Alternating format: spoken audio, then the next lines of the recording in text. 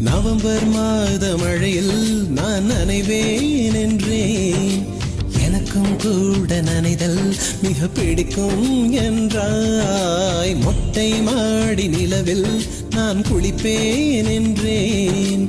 எனக்கும் அந்த குளியல் மிக பிடிக்கும் என்றாய். சுகமான குரல் யார் என்றால் சுசீலாவின் குரல் என்றேன்.